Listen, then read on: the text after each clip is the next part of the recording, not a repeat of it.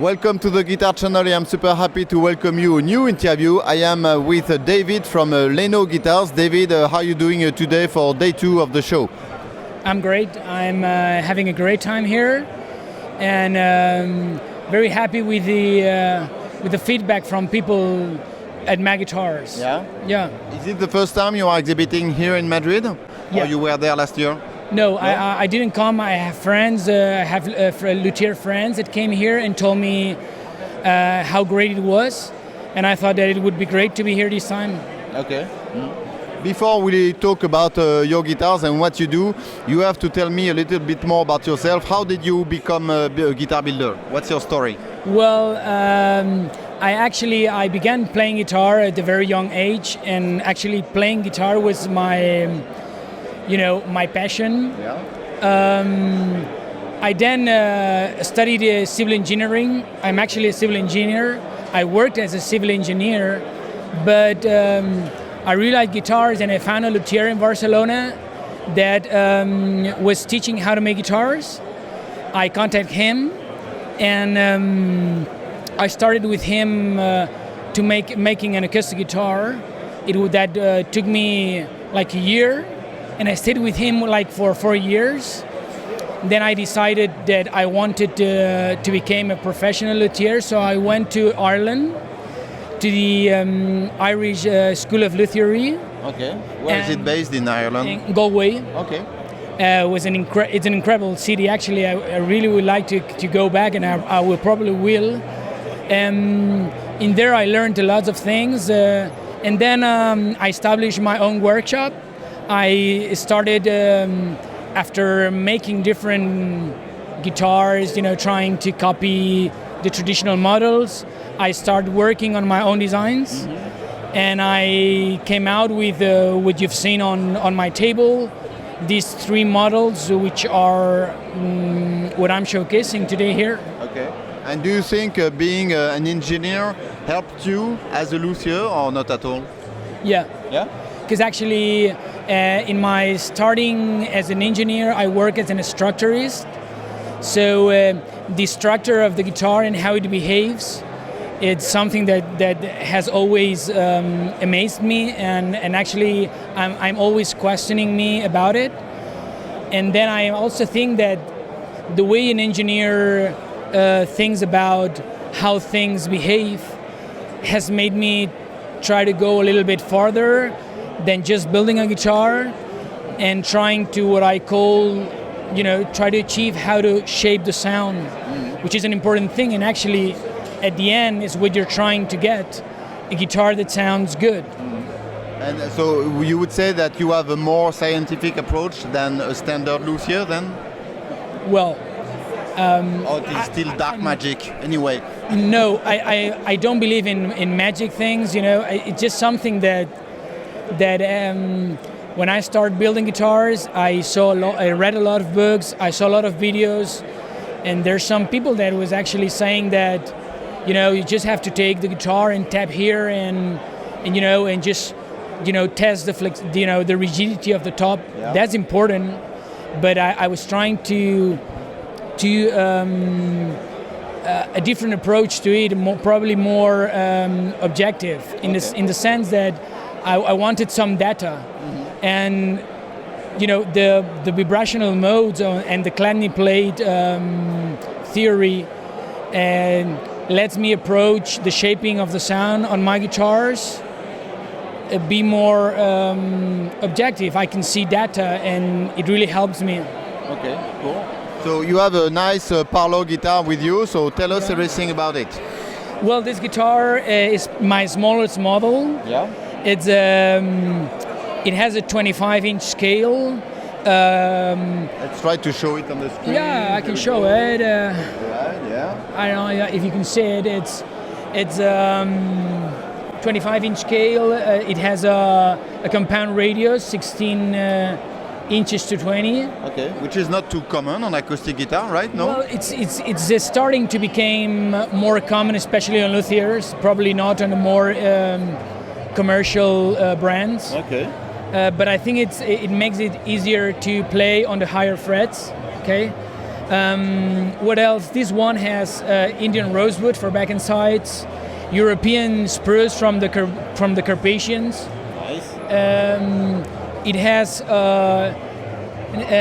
Spanish cedar for the neck, Yeah. ebony for the bridge and the fretboard.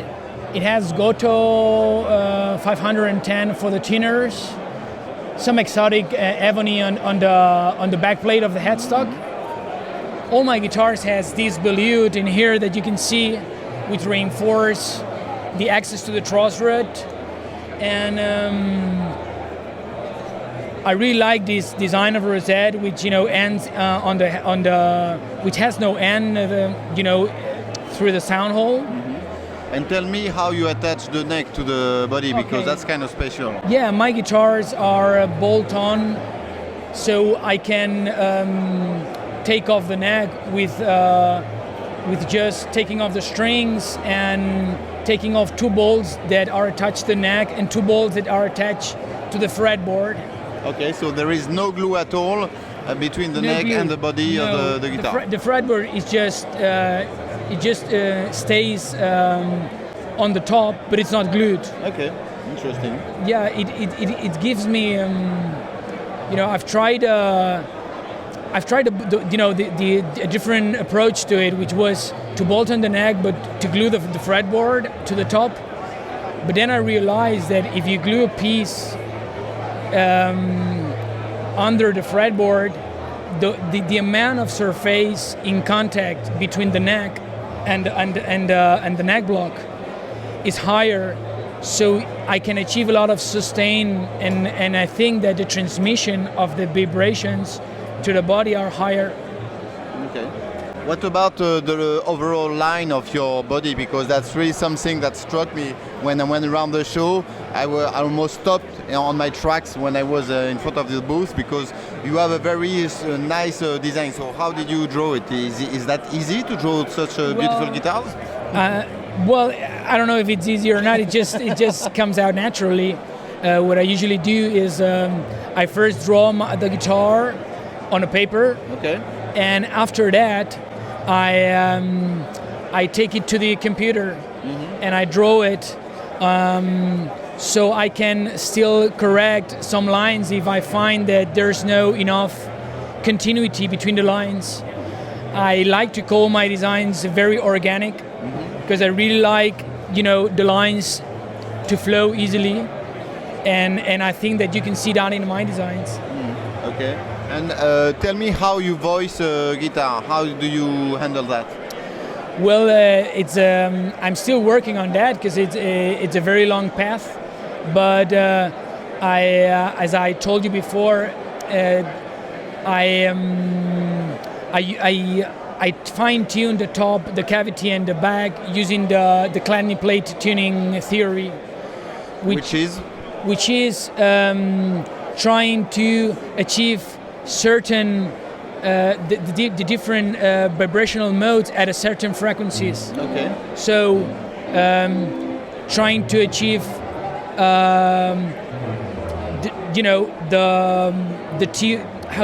trying to tune your top, the cavity, and the back to certain vibrations, to certain frequencies. Sorry.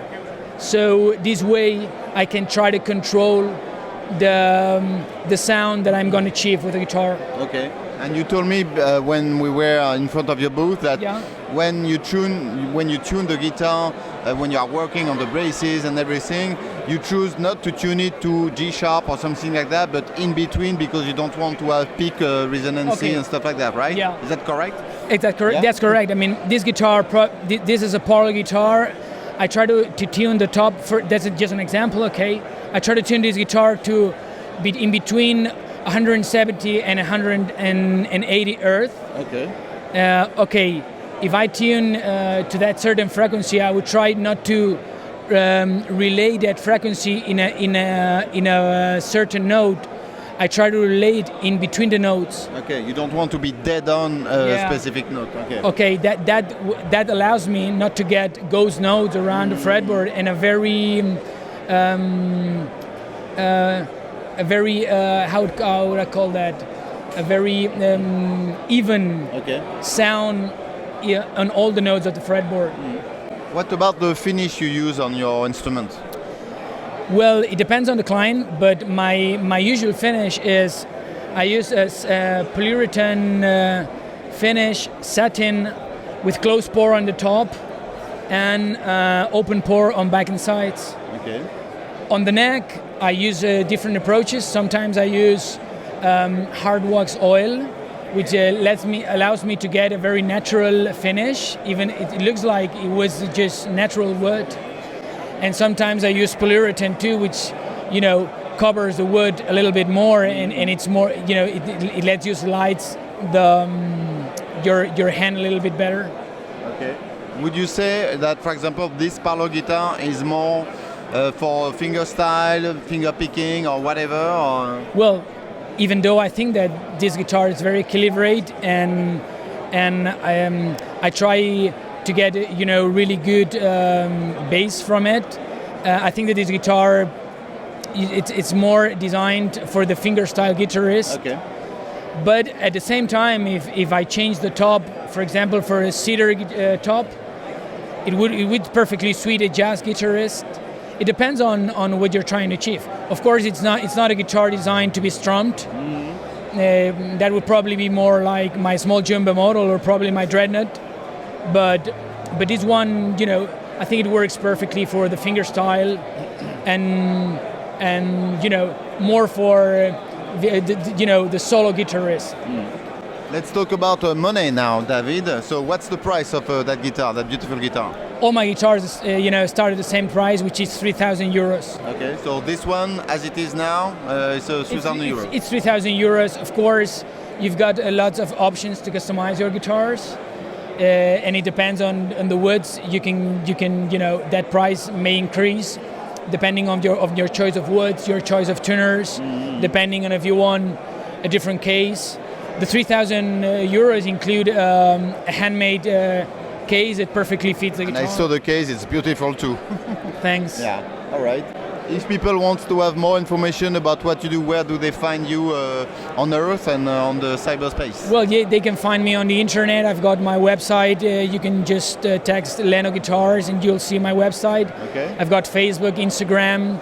You can see different video demos on YouTube.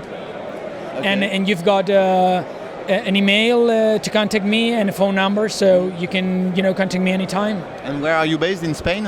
In Barcelona. In Barcelona. Yeah. Excellent. And what about the Leno name? It means something special? Well, or it is a secret you don't want to share? It's a story, but it's personal, so okay. I will just skip it I tried. Probably Okay. next time. On the next fair that we find each other, probably I'll tell you. Okay, cool. David, thank you very much for your time, and I wish you all the best for the last day of the show. Thank you very much. Thank you Muchas very gracias. much. Thank you very much.